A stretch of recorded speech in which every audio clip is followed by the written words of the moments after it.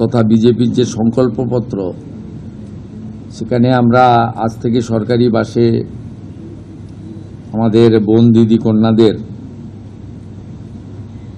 Free বাস services ইতিমধ্যে চালু করেছি এবং সর্বত্র আমাদের নারী শক্তির শুভেচ্ছা এবং শুভাশিস আমাদের এই সরকারের উপরে বর্ষিত হচ্ছে। অন্নপূর্ণা যোজনা নিয়েও কিছু বিভ্রান্তি, কিছু মিথ্যা প্রচার গত 2-3 দিন ধরে যারা চালিয়েছিলেন, এখন তারা নিজেরাই বিভিন্ন জায়গায় ফর্ম ফিল আপ করার জন্য এগিয়ে এসেছেন এবং জনগণও সহযোগিতা করছে। আমরা এর আগে অফলাইনে চালু রেখেছিলাম, আজ থেকে অনলাইনেও চালু হয়ে গেছে এবং আমাদের 20 জন আধিকারিক প্রিন্সিপাল সেক্রেটারি লেভেলের অফিসার জেলায় জেলায় গিয়ে এই কাজ মনিটরিং করছে এবং আমরা আশা করছি বুধবার খুব বড় সংখ্যায় আমরা ট্রান্সফার করব এবং সেই দিন রাজ্যের বিভিন্ন ব্লকে, এসডি অফিসে, মিউনিসিপ্যালিটিতে এই কর্মসূচি সূচনাতে আমাদের ছোট একটা ইভেন্ট হবে এবং আমরা নবান্নর সভাগৃহ থেকে রাজ্য মন্ত্রিসভার সদস্যদের উপস্থিতিতে একটা মিডিয়া ইভেন্টও করব।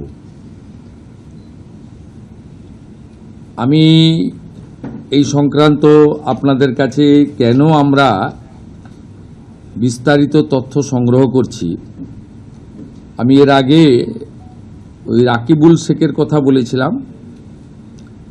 এই কেসে অনেক বড় পর্দা ফাঁস হয়েছে।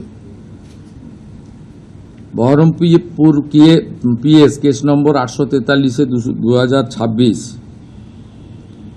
এখানে এখনো পর্যন্ত 22টা ফলস অ্যাকাউন্ট পাওয়া গেছে, যেখান থেকে মহিলারা নয় পুরুষরা লক্ষ্মীর ভাণ্ডারের টাকা নিচ্ছে এবং এটা অনেক বড় সংখ্যা হবে এবং এটা আরও আমরা তদন্তের গতি পুলিশকে বাড়াতে বলেছি। 22টা অ্যাকাউন্টের মধ্যে 1 account is linked to Rakibul Sheikh. 15টা অ্যাকাউন্ট পাওয়া গেছে মুস্তাফিজুর রহমান স্ত্রী তুহিনা, এরা 15টা অ্যাকাউন্ট চালাচ্ছেন লক্ষ্মীর ভাণ্ডারে।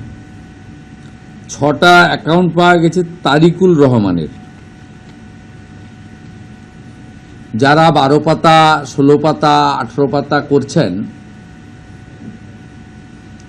এই রিজেক্টেড, জনগণের দ্বারা রিজেক্টেড নেতা এবং তাদের দলের লোকেদের বলবো যে এই সংখ্যাটা কত হবে আমরা জানি না। অবৈধ অনুপ্রবেশকারীরা তো পাচ্ছেন,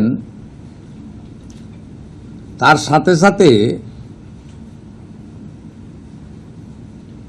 হাজার হাজার তৃণমূল কংগ্রেসের নেতা যারা মহিলা নন বা এই কর্মসূচির আওতায় আসেন না, তারা লক্ষ্মীর ভাণ্ডার লুট করেছেন, সেটা আমরা পেয়েছি। আমরা কাউকে ছাড়ব না। আমি ডিজিপিকে বলেছি সিট গঠন করতে এবং যেহেতু মানিটারি ডিফলকেশন আছে, মানি লন্ডারিংয়েও এদের কেসকে ট্রান্সফার করার জন্য আমরা ডাইরেকশন দিয়েছি। আমরা হিসাব করে দেখেছি এসআইআরে নাম বাদ যাওয়া এবং এই রাকিবুল, মুস্তাফিজুর, তারিকুলরা মিলে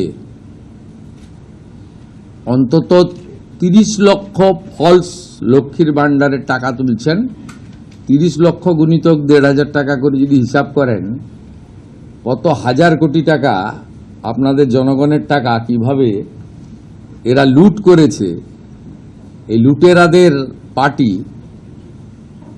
এটা তার প্রমাণ। আমরা এদেরকে একেবারে গ্রাসরুট থেকে ক্র্যাকডাউন করব আইনের মাধ্যমে। আমি এই প্রসঙ্গে পশ্চিমবাংলার সমস্ত জনগণকে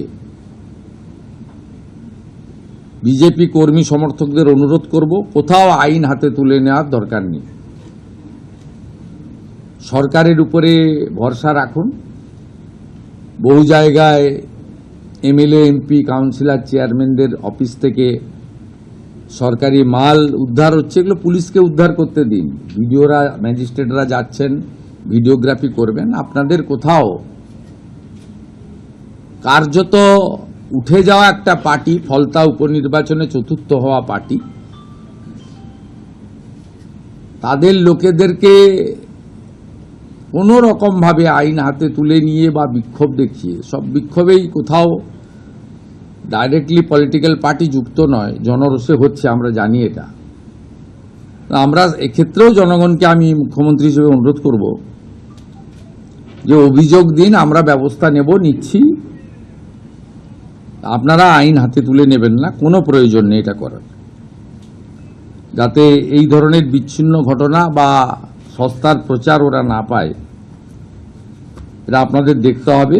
এখানে আইনের শাসন প্রতিষ্ঠা হয়েছে, ভারতীয় ন্যায় সংহিতাতে পুরো বলা আছে কি করা যাবে, আমরা সেটা করব। এবং সবাই তো বদলে গেছেন, আপনারা দেখছেন, প্রশাসন, পুলিশ, এত সক্রিয়তা, আপনাদের মিডিয়াও অনেকটা বদলে গেছে। এই বদলটাই মানুষ চেয়েছিলেন, শুধু মুখের বদল, নামের বদল, দলের বদল নয়, ব্যবস্থার বদলও চেয়েছিলেন, অনেকটা হয়ে গেছে।